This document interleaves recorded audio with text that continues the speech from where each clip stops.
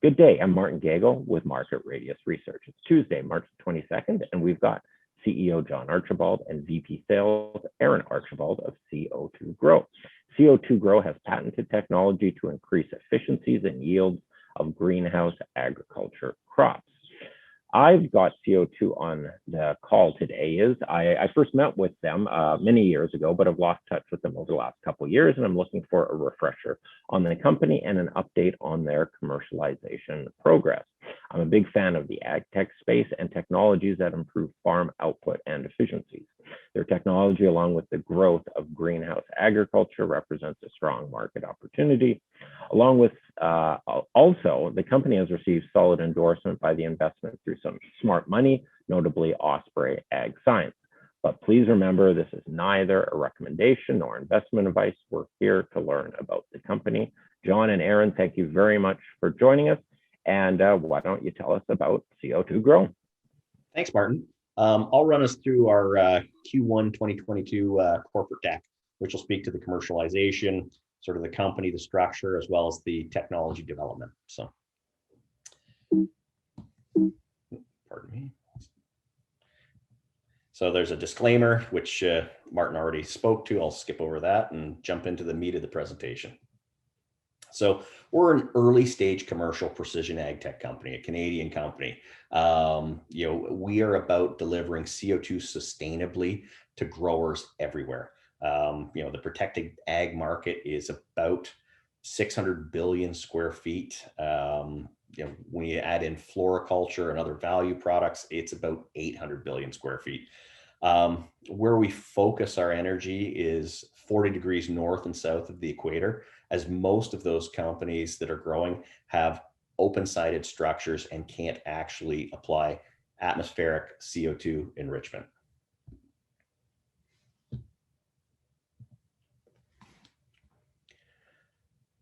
So what we do is we increase grower yields by up to about 30%, which, considering the margins that they work with, comes close to doubling their profitability due to our low OPEX costs. We also have a pathogen perimeter protection portion of the technology, which means that they get healthier crops. So they're getting their crops faster, getting more crops, getting them to the market first, as well as having healthier crops. And we do Eric, this. Yes. Sure. I always like to define terms. Yields is simply like if they used to be growing in a greenhouse 100 pounds of lettuce per crop, they would be now getting 130 pounds of lettuce per crop. Exactly. Yeah. So it depends on how they measure it. Some people measure it by the box, some people measure it by the pound or kilo. But then generally speaking, we're looking at a yield increase of roughly up to 30% based on the type of grow it is. All right. Yeah, and one of the things that does is it shortens supply chains so that they can deliver sustainable food to local markets very easily, and with less crop loss. So that's a very big deal for growers. And this is just an example of the different spaces we work in. So we work in vertical grows, high-tech vertical grows, small sort of urban grows, but mostly hoop houses, shade houses, net houses. We can work with fully sealed glass greenhouses.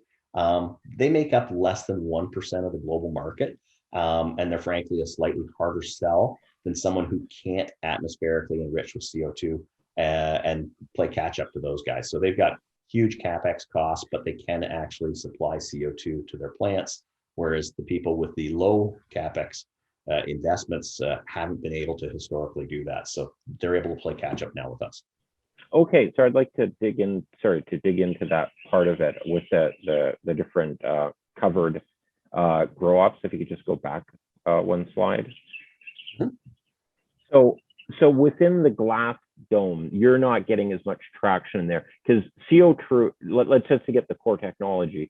CO2 is used to enhance the growth of the plant, and in greenhouses, which are fairly sealed, they can just pump CO2 into the atmosphere, which increases the concentration, and then they've got more CO2 to use to grow themselves. Exactly. The caveat being there is that they exchange air very often. So if you have a 1 million square foot greenhouse that's 25 feet tall, That's about 25 million cubic feet of space that you have to enrich just to get to that million square feet of plants. So if you're exchanging that air every 30 minutes, all that CO2 that you're putting in there before it gets to the plant is generally exchanged. That's why we say, we're 95% more efficient, because we utilize far less CO2 and we deliver it directly to the plant in a precision manner versus gassing in an entire room. And as you can see in the bottom right-hand picture, those plants are nowhere close to the ceiling. So as they're venting that room, that CO2 never actually gets to those plants. Gotcha. And so obviously, like you deal with other covered or protected ag facilities. If you're doing protected, and some of them just have very minimal sheets and they have open sides and that, do you do open field crops, and why not? Because these seem pretty darn close to open crops. And if you can just spray the CO2 on it in its dissolved form, why not have open fields? One of the main reasons is simply infrastructure. So when you have a structure, regardless of whether it's open-sided or just has a little plastic tarp over it, you do have the infrastructure to be able to hang a misting array. Whereas if you have, a 100-acre field, you can't just hang stuff in it, unless, of course, you had a trellis system. But that's an awful lot of trellis system you'd have to have. We've looked at drone delivery of the technology and things like that, and that's something we'll consider down the road. But for us, at the stage we are commercially, we want to capture the low-hanging fruit and the quick sales right now, and get to a point where we get broad-term adoption of the technology before we really focus on outdoor grows. That makes sense. All right, thank you. All right. So just a little bit of science. So, historically, plants have taken in CO2 through their stomata, which is on the bottom side of the leaf. It's you could describe it as a small pore or a nostril. And they make up a tiny percentage of the actual plant mass. What we do is we dissolve high levels of CO2 into water, and we mist that on the plant. And so we create a microfilm or microenvironment on the plant, and the only gas that's available to that plant is CO2. So it drives it through the cuticle. It still takes in CO2 through the stomata. We are simply enhancing that process. So it's not just relying on CO2 in the air and the stomata. So as it's absorbing the moisture into its leaf, it then also takes in the CO2 that's dissolved in there. And then the more CO2 it gets, the better it is to grow. The more fuel it has to grow. The more CO2, the more light, the more photosynthesis you get, the more growth. The other thing is that the process happens very quickly. So as you dissolve CO2 into water, you drop the pH significantly. So if you're at a pH of 7, we would likely drop the pH to 5. If the leaf surface has a pH of 7, it will drop to 5 as we mist onto it. As that CO2 is taken into the plant, the pH rises again back to 7. And this happens within about 120 seconds. So you've got a constantly fluctuating pH on the plant. And pH being a logarithmic scale, there's certain things that cannot survive in that. And that is single cell organisms and micropathogens. They just do not want to duplicate and replicate. So it's not that it's a pesticide that's going to kill things like powdery mildew, but it will keep them from propagating or duplicating. So it just kind of makes it a little more hostile environment for them to grow in, and kind of slows them down. Yeah, you could imagine if our temperature was on a logarithmic scale and it went up, from 5 to 7, what our temperature would be like. You and I wouldn't do very well on that. So, all right, makes sense. And then, so this is sort of the region that we work in, sort of 4 to 8, depending on sort of the standard pH of the water that we're utilizing. We tend to use any kind of clean water. It doesn't have to be reverse osmosis. It doesn't have to be UV. Lots of people are using simple well water, municipal water. Some customers do use RO water or UV filtered water, but generally, as long as there's not a lot of particulate, it's not a problem for us to apply it with their water. All right. And this just sort of talks to how we get it to greater plant growth. So, light can be a limiting factor. Many people are able to add additional light or have plenty of sunlight. CO2 has generally always been the limiting factor. So we have about 350 parts per million. So that's less than one. That's a 0.3 in 10,000 molecules. Even if you're up at 1,000 parts per million, which a lot of places are that can gas, that's one molecule out of 10,000 that's CO2 for the plant to actually capture. So that is why we are a more efficient delivery system, as all the molecules are CO2. Right. And so here's some case studies based on some of the crops we've worked with. We've got kale with a 35% increase in biomass. Peppers we've done very well with 20% more fruit, 10% faster to harvest. We work with an orchid grower, and they're seeing a 30% increase in growth. And as you may know, orchids sometimes take about 18 months to get to flower before they can market it. So it's tremendous return on investment if they can cut that time, because they're sitting on those costs the entire time until they get them to market. With young plants, or they call them liners, we get better root uptake and stronger growth. So they apply it to very, very young plants. And then as far as pathogens, we stop E. coli, which is huge in food production. Powdery mildew is big in a lot of different products, specifically cannabis and hemp, and just a number of other single-celled pathogens. We keep from duplicating.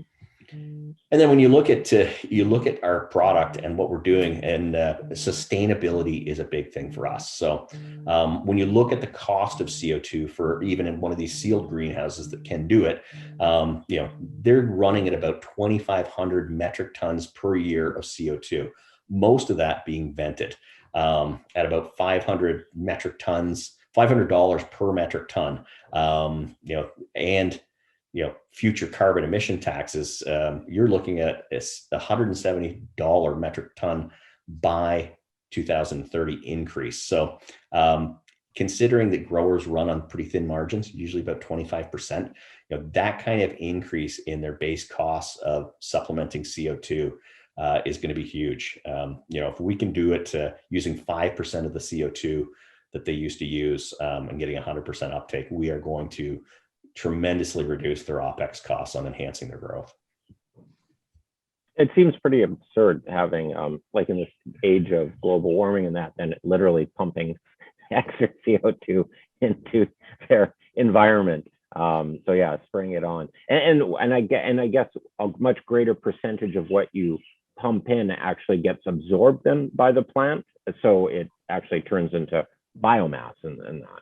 Exactly. Again, we're talking about dealing with square footage versus cubic space. So we get to direct it to the plant. A perfect analogy is if you wanted to fill a glass of water, Martin, your kitchen faucet is a phenomenally efficient tool for that. You hold the glass under the faucet, you put 8 ounces of water in it, you turn it off, you're done. You didn't waste a drop. You could take that same glass and put it in your backyard, turn your sprinkler on. Theoretically, you could eventually fill that glass. You'd waste a tremendous amount of water. So it's really just about precision delivery. Yeah. All right. Yeah. So again, it then speaks to high ROI for growers because there's not a big OPEX cost and they get that massive CO2 lift. And this is our sort of our global market presence right now. We have in Canada, we've got tomatoes. We now have cucumbers, peppers, licensed cannabis. We have hemp growers. Most of our U.S. business is in vegetables and floriculture. Israel is licensed cannabis. In the Netherlands, we're working on strawberries. A lot of tomato growers are looking at moving to strawberries right now, simply because there is a disease called brown rugose that's growing around and destroying tomato crops. And those facilities are set up perfectly to switch to strawberries, which are an extremely high value product. So, we're working with UK tomato growers, vegetable growers in the EU. Our big focus in Colombia has been roses. They are a huge supplier worldwide of roses. We have 2 different rose trials going on right there. And then, I'd say our largest single customer is in El Salvador, and they're growing peppers, not just on a trial basis, but commercially. And then, as I mentioned, other high value plants, so medicinal plants and vegetables. We're working with a grower in France that utilizes those to create vaccines and things like that. And so they're looking at yield increase and speed to finish with those plants. In Malaysia, we have a partner who's growing vegetables, and our African partner has had a big focus on macadamia tree seedlings. But recently they have legalized cannabis there, and they're starting to work with some of the cannabis growers there. And then in Japan, it's mostly urban grow, so vegetables, but in a stacked sort of urban grow type facility, so sort of high tech grow. So am I reading this slide right, where you are running trials on 200 million square feet of cultivation area at this point? We have 200 million square feet of cultivation area under contract with people who are doing trials on a portion of that. So what that means is if the trials are successful, sort of that's the immediate opportunity for us, not just a potential client down the road. The customers that we're dealing with right now have a total of 200 million square feet of space to cultivate if they move forward with us. And roughly, like, are you testing it on 10% or 5% of that? What kind of a presence do they need to test for them to get comfortable? And I guess I would presume once let's say they feel comfortable with doing 5%, they'll maybe roll it out to 10 or 20%, see how that goes, and kind of grow out their own the rollout on it on their own farms. And some of them are actually less than a percentage. We have a customer who has a grow facility in Morocco, and they have 1,000 hectares, a hectare being 100,000 square feet. So we're nowhere close to 100,000 square feet on that particular trial with them, but the opportunity for us is huge if we're successful. So sometimes it's a very small trial. There's self-funding. Customers do pay to use the technology, but they get to vet the technology and look at the yield increases they get with our technology versus the control, and they can then quantify sort of what they're going to gain from it and what they can afford to spend in a CapEx and OpEx situation. So it's a great marketing tool for us as well. Although we do sign NDAs with most customers, we do get to utilize the data. So that's key critical for us. So you get to collect sort of the metadata, the big data, and realize, okay, we're getting this kind of benefit or under potatoes or tomatoes or whatever. And then you can maybe learn from what they're doing and apply it to other clients and markets. Okay. So with a number of case studies, you'll see sort of the trial parameters, the crop grown, lessons learned, benefits to the customer. Oftentimes the customer's name will be redacted, but for us, we know who it is, and it allows us to market to them, and it allows us to market to other people growing the same crops. Yeah, and I guess the benefit for the grower is sort of two-factored. A is, I guess, some plants just respond better to it, I'm guessing, than other plants, and then you mix into that calculus their margins and like the of the produce itself and the crop, and then they get the sort of the ultimately it's their economic benefit that they get out of it. So it's the combination of the sort of organic yield versus the economic yield. Exactly. So if someone's making $100,000 with a 25% margin, and suddenly they're making $130,000 with only an extra 5% of cost and OpEx, I mean, they basically doubled their profitability. So it's huge for our growers, because unfortunately farmers, they live on pretty thin margins. So yeah. Okay. And this is our global representation. It really ties into where we have projects. We try not to do projects in places where we can't actually support them. So, in Canada and the US, we have some direct employee salespeople, as well as numerous independent rep organizations that we work with. We work with Rancho Nexo in Mexico. We have a partner in Spain, several partners in South America. Gulf Cryo, which is actually a gas supply company, much like a Praxair or Linde or Air Liquide, is our partner in the Middle Eastern region. They market the technology, install the technology, and support the technology for us. And then on their side, they supply the gas to the customers. So It allows them to sell CO2 to growers that they never would have been able to before. So it's a great relationship from that standpoint. And then, we work in the UK, the Netherlands, and Belgium, mainly in Western Europe. And again, I mentioned South Africa and Malaysia. And then, a big partner for us is Osprey Ag Sciences. They're a major funder of ours, but at the same time, they only deal with high-tech ag science companies. So besides that, they, great to sit on our board and give us guidance, but also they make a tremendous amount of introductions for us. All right. And our operational goals this year, we started this in 2018, did our R&D, proof of concept. Like I said, we're early stage commercial, and we're targeting $1.5 to $2.5 million in sales this year with greater than 50% average gross margin. We'd like to expand our geographic reach. We're always aware that we don't want our reach to exceed our grasp. So, we do move carefully on that and make sure that we've got the right partner in place before we chase things. Sometimes we do shelve some projects until we have someone there that can support them. When you're doing projects in Japan and Morocco and other places like that, it's pretty tough to manage that, from Canada. So we have to make sure that we've got the right people in place at those projects to support it. And then a big part of what we do, and John spearheads this, is our continued research and IP. So we're always looking to expand our IP portfolio, not just from a function of having potentially new products or applications, but adding value to the product lineup we've got. So the more IP we can surround ourselves with, the better.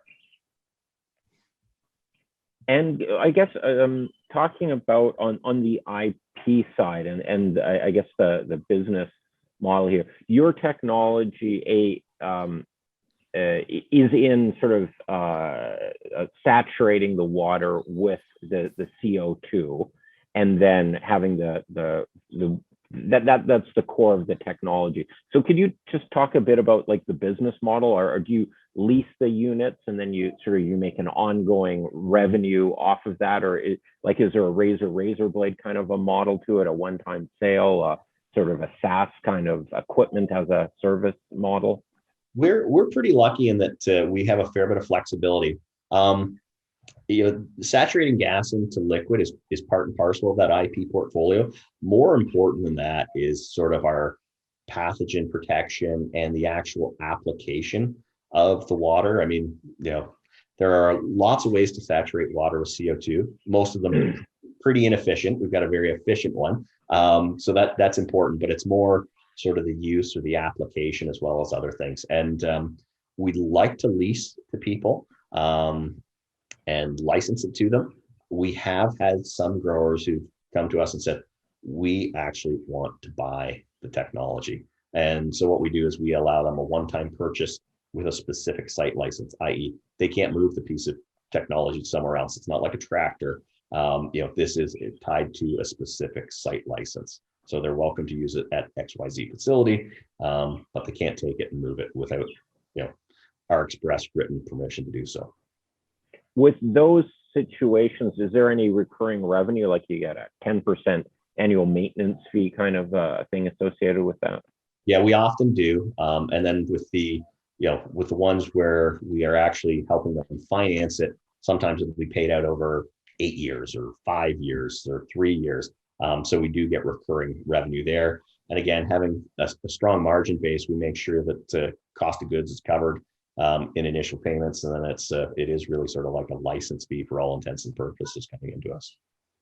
And do you sell them the CO2 where you try to capture more of the value chain down there? Or once they have your system involved, they can buy off of Linde or Praxair or whoever is in the market?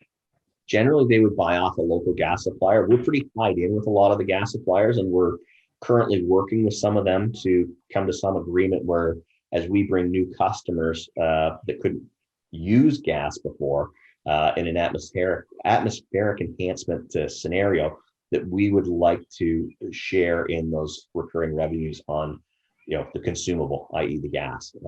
So that's something that we are working towards as we partner with them. Gotcha. Gotcha. All right. So you're forecasting 1.5, 2.5 million sales this year. You started kind of 4 years ago on this process. You have a footprint in, sorry, I forget how many millions of square feet that is. What is the adoption cycle or the sales cycle? Like orchids take 18 months to grow. Yeah. Maybe you can squeeze it back to 12. So that's a bit of what they want to do, 1 or 2 cycles before they sort of pull the trigger on a bigger sale. But lettuce grows in, I don't know, what, 4 to 6 weeks or something like that. So you think that would go relatively quick. Can you talk about the sales process and the sales cycle to get clients on trialing and then on board and then expanding the footprint? Yeah, I mean, the first portion of it is a standard sales cycle where you're introducing yourselves, introducing the technology, and trying to convince them to try it. And it really depends on, the type of operation. So our customer in El Salvador, for instance, has 36 hectares of protected grow, and each hectare is its own building or its own, protected structure. So what they did is they rolled it out over 1 hectare.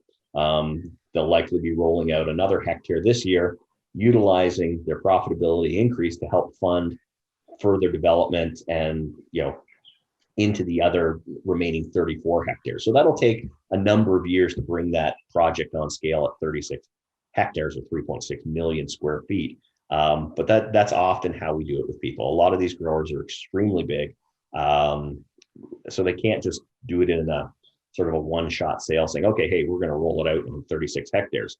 Whereas, someone growing cannabis commercially in a 40,000 square foot building is looking at, phenomenally profitable product, and they don't have a problem rolling it into, say, 40,000 square feet right away and starting. And because it's a newer product, it's, recently legal.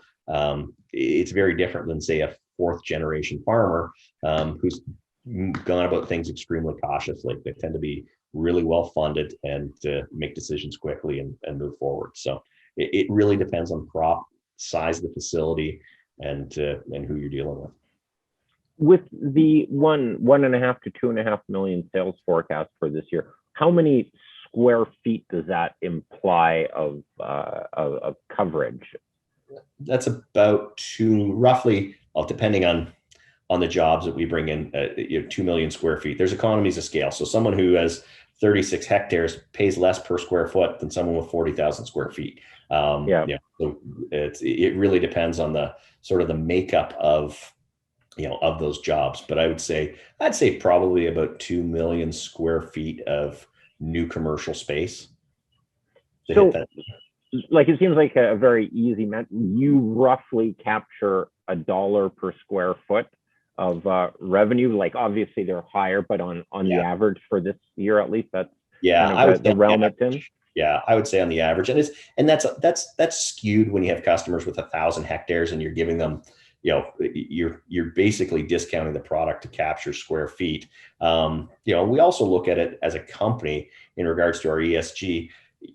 If we're selling a product to someone for a recreational use versus food production, I'm always happier to discount food production a little bit. I think it's ultimately for society a little bit more important. I mean, look, we pay a lot less for milk than we do for beer. It's a function of supporting that food production and local food production for us as a company that's important.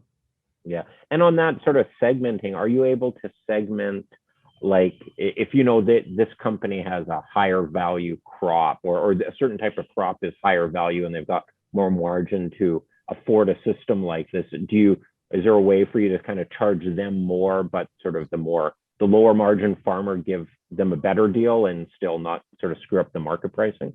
Yeah, I mean, you have to be a little careful there. I mean, if someone is growing, say, cannabis versus tomatoes, they don't want to pay four times more for a hose, tool, or a truck to move things. But at the same time, they tend to be smaller footprint facilities, and so we price accordingly. Okay, all right.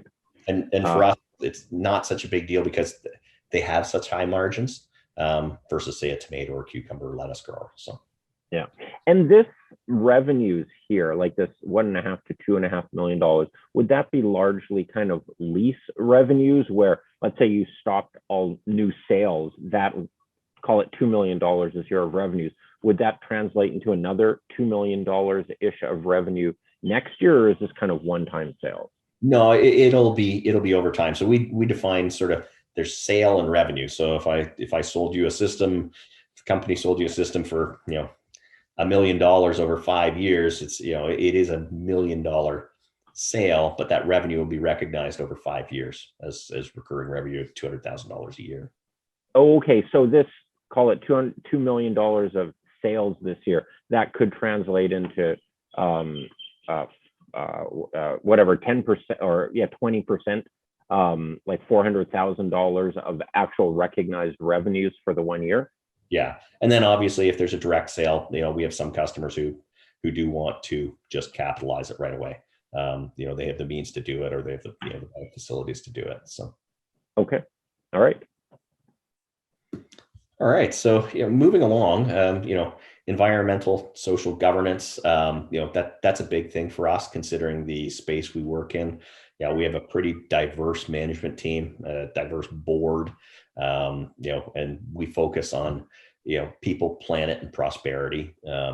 We want to make, for lack of a better term, farmers more profitable and more sustainable. I think with what we're seeing with climate change and things like that, being able to grow products indoors in a protected space and have them not travel far is a big deal, and that's something that we're striving to support.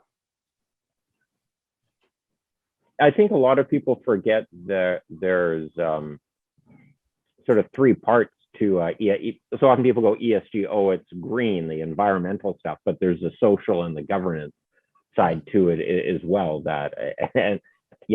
And even sort of the Ukraine situation is making people think, okay, what is the ESG? There's a lot of S and G in oil that falls into different parts of the equation. So, okay, thank you. Yeah. And then again, I mentioned, people, planet, prosperity. We're trying to reduce the cost of food production, reduce food waste, shorten the supply chain. When you consider what we've got right here in Ontario and what we can grow in protected facilities, we could supply most of the produce needed within this province, and yet we still import a tremendous amount of produce, and we waste a tremendous amount of produce. I mean, not just from crop loss, but from grocery loss and what people lose in their homes. So, if it's from farm to consumer faster and on a more regular basis, there'll be less of that. So less shelf loss, less fridge loss. So, and that's part of the shortening the supply chain. You don't have to, like from Ontario, truck up your lettuce from Florida or something. You grow it locally in protected ag spaces. Less is going to get wasted along the shipping transportation. I mean, we bring in a tremendous amount of lettuce from Salinas, California, and from Arizona here in Ontario. So you can imagine the distance that travels. The amount of diesel that's used to get that lettuce here. The amount of crop loss likely in that truck from when it's picked to when it gets into the grocery store to when it gets into my buggy. So it's if we could supply it from, say, Leamington or something like that to the GTA. I mean, it's a 3-hour drive, not a 33-hour drive. So, all right, yep. Again, just talking about sort of what we can do with that 600 billion square foot market and another 200 billion square feet of other value crops. Only 1% of them can actually use CO2 right now. And, plants and people are symbiotic. We breathe in air, which is 20% oxygen. We exhale CO2. Plants take in CO2, utilize it, keep the carbon, grow more plants, and they release the O2. So they put oxygen back into our environment. So, we really are benefiting by having more plants. And I know people talk about all these different ways to sequester CO2, but putting it into plants and trees and things like that is really the only natural way to do it. And we are likely the best vehicle for delivering that CO2 to those plants. All right. And then creating more oxygen for the rest of us. So yeah, balancing exactly. that part of the equation out. Yeah. It is. As they respire, they release that oxygen. So our revenue model, we already discussed it, but again, it's commercial technology purchases, and it's based on cultivation area. We have very flexible terms. If someone wants to pay for it up front, that's fine. We can help them finance it, or we can lease or lease to own. So no different than dealing with any other piece of technology on a farm. All right. Yeah. And so our standard move forward is a trial, and then commercial technology purchase, and then expansion. That being said, we had our largest single sale in Q1 this year, and it was $127,000 US out in California. And they skipped the whole technology trial portion of it. They skipped the expansion portion of it and just put it in at their entire facility. Not the biggest facility we've ever dealt with, but it speaks to the uptake of the technology and the vetting of the technology when growers are, the only vetting they did was spoke with some of our other customers and decided to move forward directly rather than trying the technology out. Well, yeah, it was a big step for us. So. Yeah. And so here's just a few examples. In the upper left, you can see there's a tank. There's a control panel. Our infusion system actually lives within that tank. That tank is then tied into a misting infrastructure. So if you see top right, you've got your trial set up. You've got young lettuce sitting there. This is just outside Dubai. And then as you can see here, we've got a misting infrastructure in place. And what they do is they move those lettuce along from different stages of growth. So they move them on trays from one section to the other, and they utilize our technology to deliver CO2 to that lettuce. So. And the misting tech infrastructure, is that existing there already to water the crops, or is that part of the CapEx that they need to implement to use your system? Generally part of the CapEx. Some people will have misting infrastructure in place, but it does need to be a precision system. So oftentimes someone might have some and we could use it, or more often than not, we would replace that. But there's not a greenhouse that doesn't have irrigation lines and things like that. So we're not asking them to totally retool. We are usually looking to remove a water line, setting up hangers and misters specific to the crop they're growing. So based on what particle size we want to see, what kind of carbon delivery we want to see, and then we mate an infusion system to that. So it's all stuff that we keep in-house. We supply every aspect of the technology and the equipment to the customers. There are some things that we source locally, things like tanks, things like pumps, things like irrigation line. No sense shipping it from Canada to Dubai or El Salvador when we can get it locally there. But we do control the key components, i.e. the misters themselves, as well as the infusion equipment. So the core technology is on the left there, that white tank thing that you would ship to them from your manufacturing facility. Well, we source the tank locally, but the actual technology is inside that tank.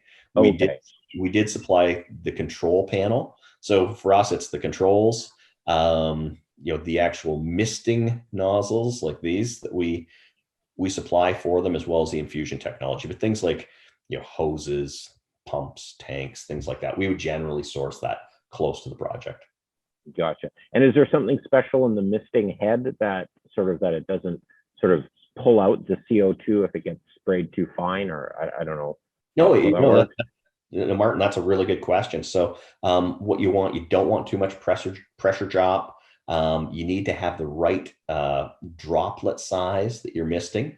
So we have several manufacturers that make nozzles for us, and they fall within sort of 3 specific ranges with some overlap. So depending on the crop and the water and carbon supply we're going for, we we specify the specific nozzle used, and we always supply that to the customer. All right. And for the investors out there, this is our cap table. We're just over 100 million shares, fully diluted. And I don't foresee any changes to that anytime soon. All right. And your warrants, roughly, where are they priced at? They've all been exercised. Okay. We don't have any warrants. They were exercised. John, when was that? In February, I believe. So okay. So this share issued is actually issued is 95 mil or $6 million. You're fully diluted the same, but the actual share issued are more around the 96 level. And there's none of that warrant overhang at this point. No warrant overhang anymore. So they were all taken up by Osprey, who was the lead on it. They took the entire deal. They did allow directors and management to participate. So we did have directors and management participate, and we had a 100% uptake of those 11.5 million warrants.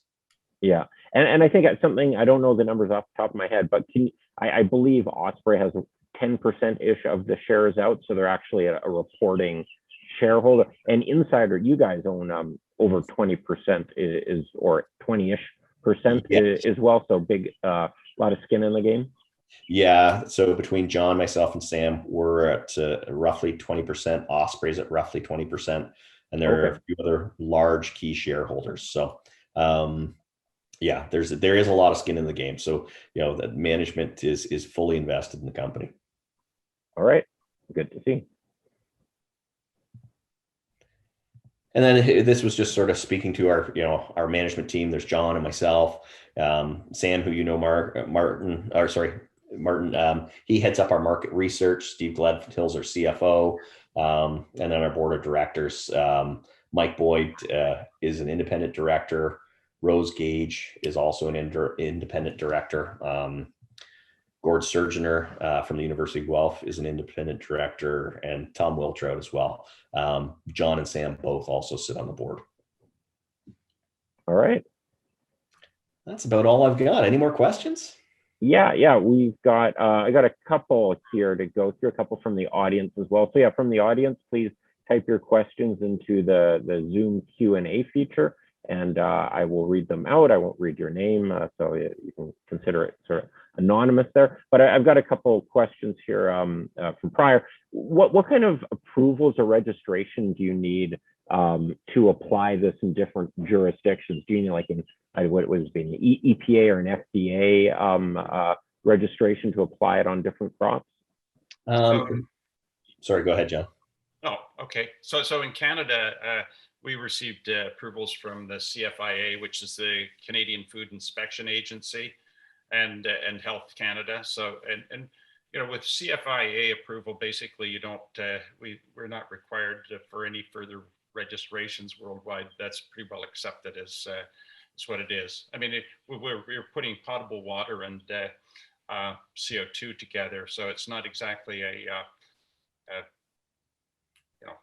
they're both clean, clear products. So it's pretty simplistic, but from that standpoint, that's the approval. So nice, neat, and simple. Yeah. And you've worked with a bunch of academic institutions. Do you have some good academic evidence and articles and journal research that's been posted showing the efficacy of this?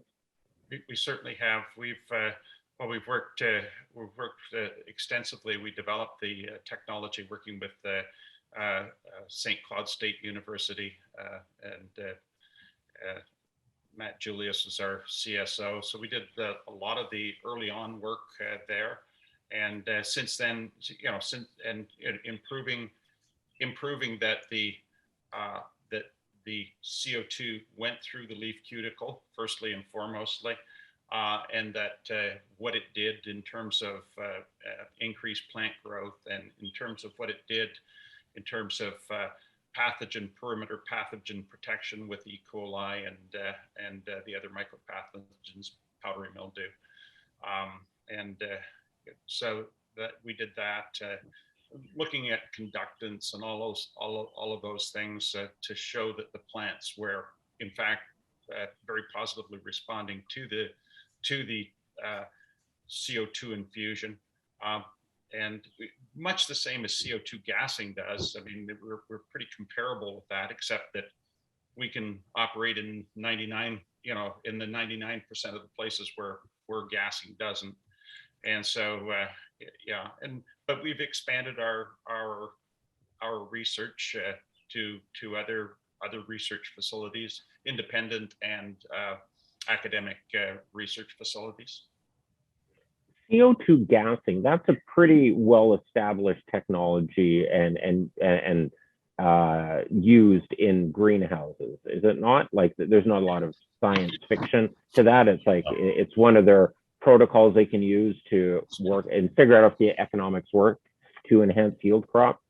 They've been working with CO2 atmospheric enhancement for about 200 years. There is absolutely no mystery that more CO2 combined with light and nutrients means more photosynthesis. So it's simply, how do you get it to those plants? And we're, in simplistic terms, we're a better mousetrap.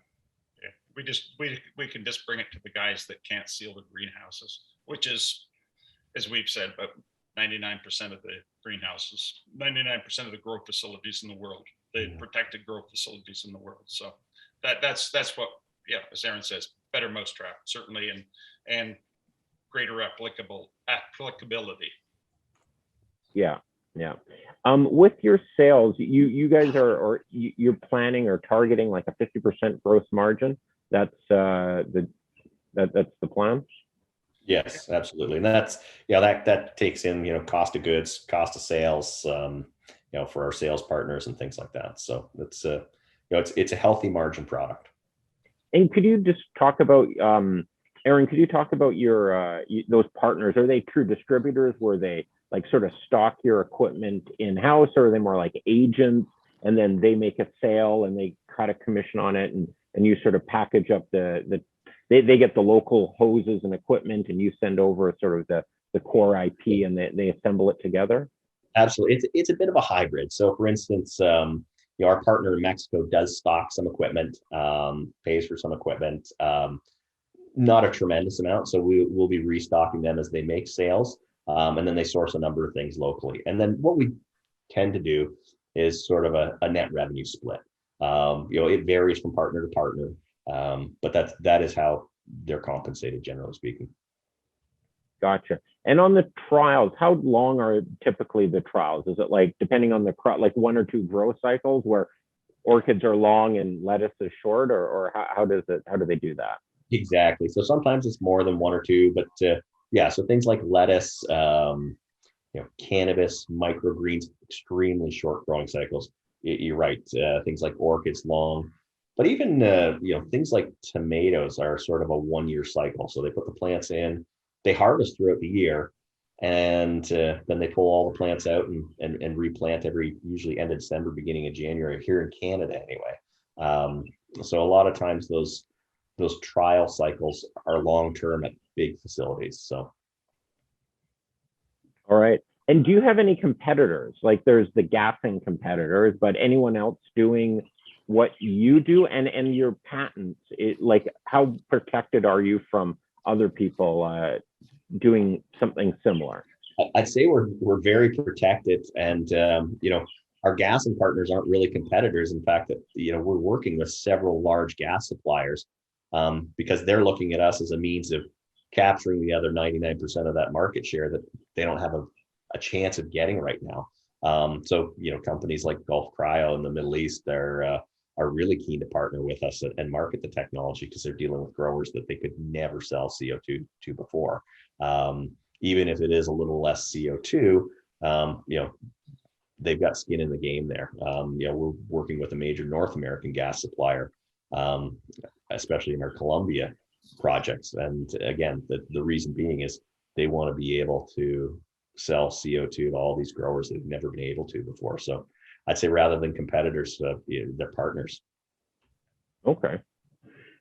And with you're building up a bit of a brand, you've got your distribution. Are there any other technologies or services that you're working on, or you could maybe like yield enhancing technologies that you could put through your growing distribution channel?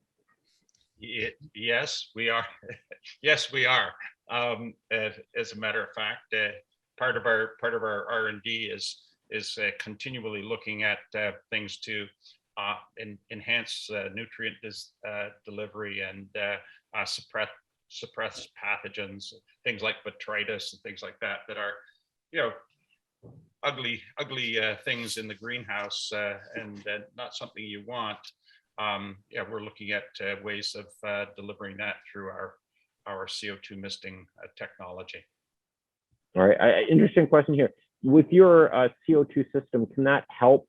I presume it doesn't destroy an organic rating from a farmer, but can it actually help them because, is it an easier path for them to become organic? Because it's not just stopping certain pesticides. There's a whole slew, a checklist of things they have to do. And does this help on several fronts to become organic?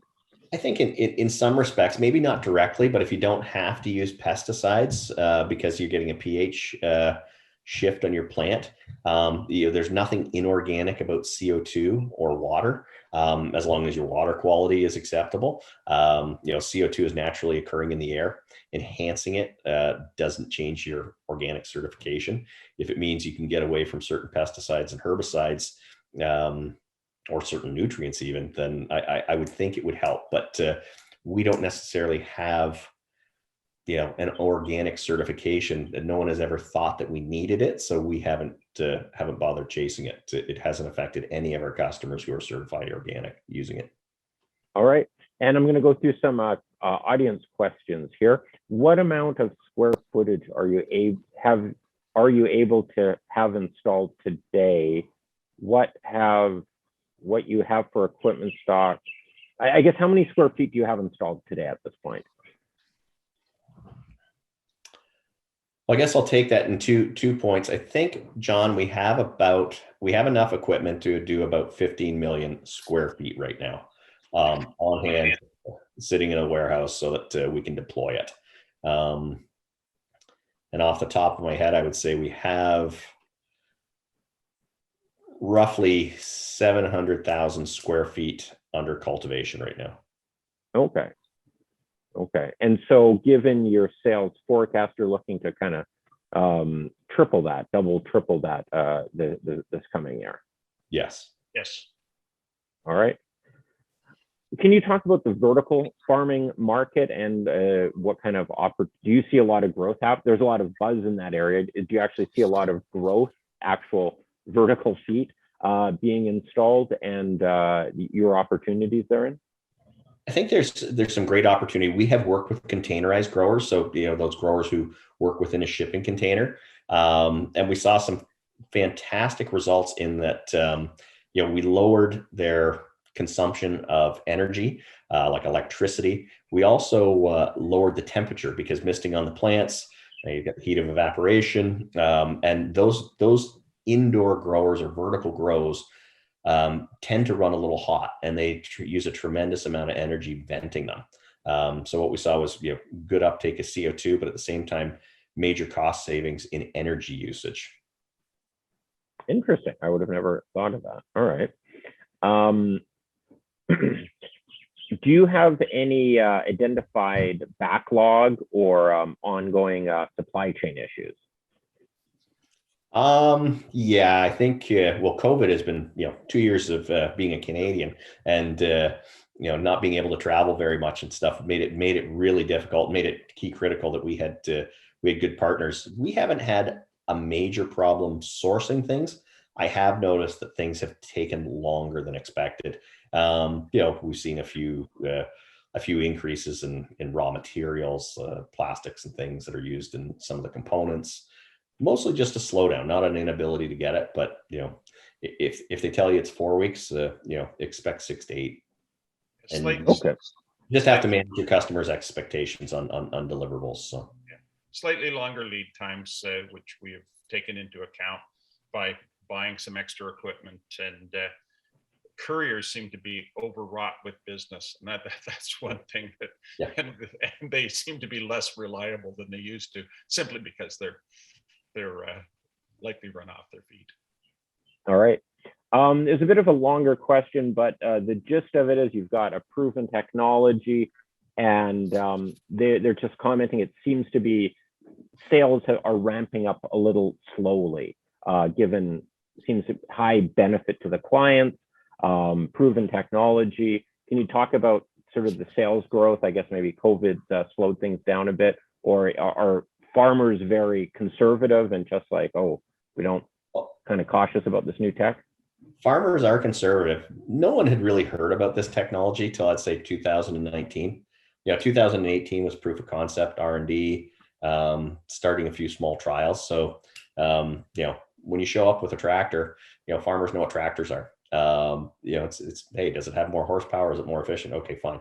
We're showing up with a very novel technology and new technology, and a lot of growers, vegetable growers anyway, live crop cycle to crop cycle.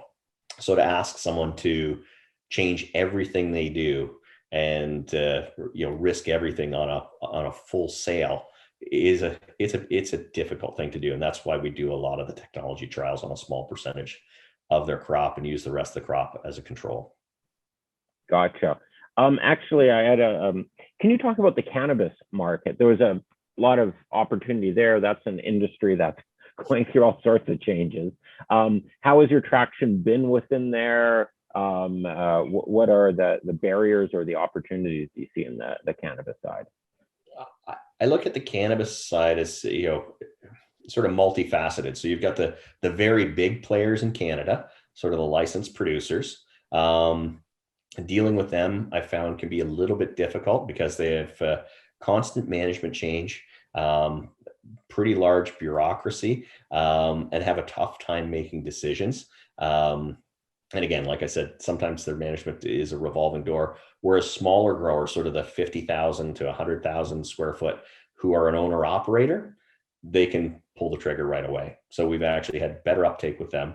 We are working with a couple of the major LPs in Canada, doing trials right now. And then with our international partners in cannabis, it seems a little bit less bureaucratic. I think on the Canadian side of things, we've had Health Canada involved, heavy taxation of those players, and a lot of consolidation within the market and a lot of change. And so it just makes it harder to be in front of those people on a regular basis.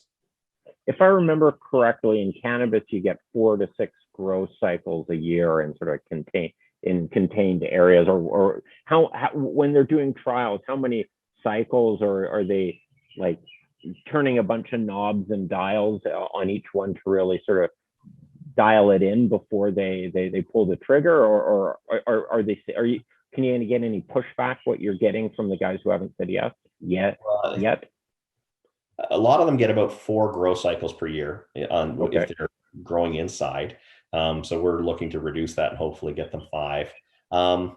It's simply a matter of sort of trying it out and looking at the cost benefits, taking their time. And that market right now is under significant duress.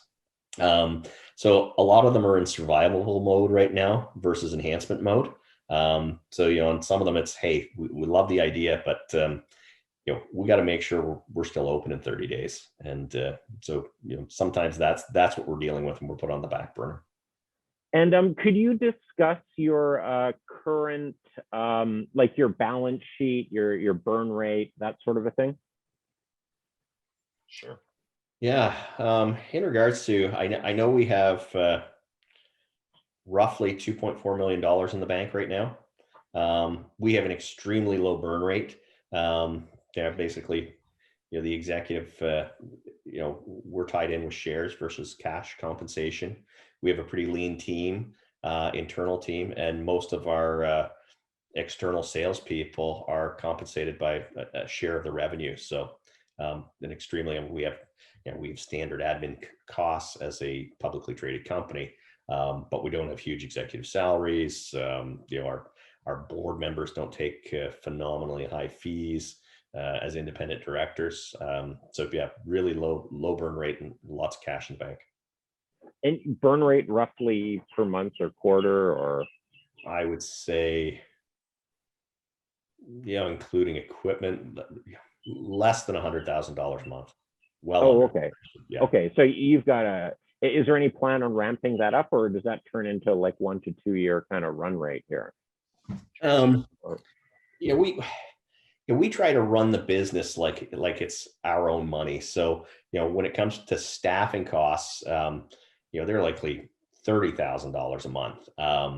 And then when we look at R&D, John was able to find an R&D program here in Ontario for every dollar that we put in. The government puts in $3. So, for $75,000 input on us, we get $300,000 extra spend for R&D. So in essence, someone else is paying for R&D. We are constantly looking at ways of doing that and leveraging that. We work with the Canadian Trade Commission extensively. We go on a lot of trade missions with them, which has allowed us to get can export funding in the markets, international markets we've identified.